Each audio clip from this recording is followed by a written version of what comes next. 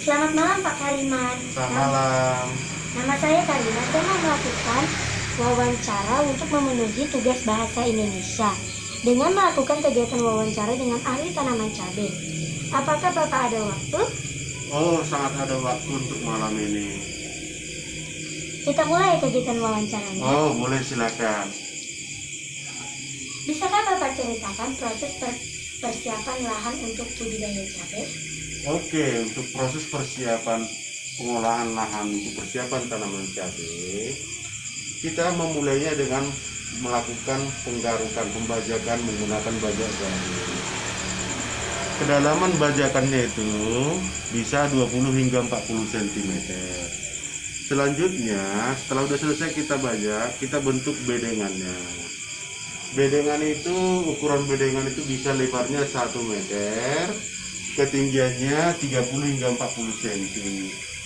Setelah sudah selesai kegiatan tersebut, di atas permukaan bedengan, kita akan lapisi dengan menggunakan pupuk kompos dan tanah dengan bandingan 1:1. Dan yang pasti tadi jarak antar bedengnya itu bisa dibuat 60 cm.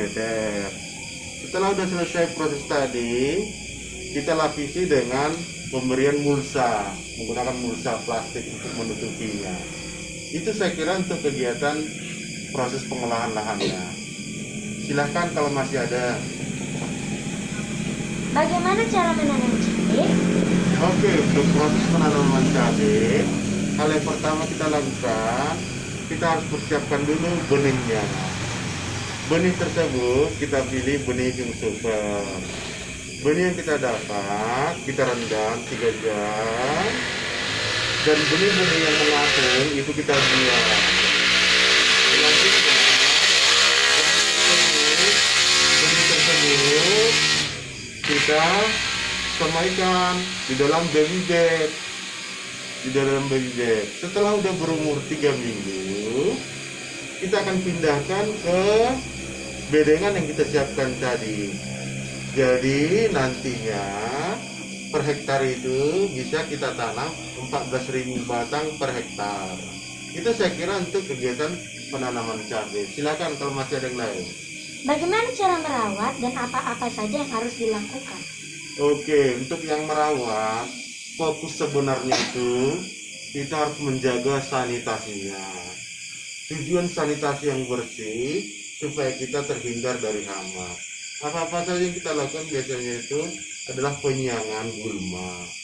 Penyiangan gulma tadi tujuannya itu tadi supaya sanitasinya bagus, sirkulasi udaranya bagus.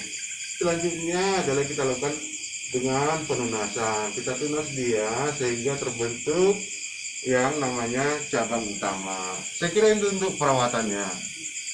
Hama apa saja yang biasa menyerang pada saat kita melakukan budidaya dan menanam cabai? Hama-hama yang biasanya menyerang itu, yang pertama itu yang saling menyerang itu adalah ulat daun, tungau, dan ulat buah. Itu tadi sebenarnya bisa kita kendalikan dengan 2 model.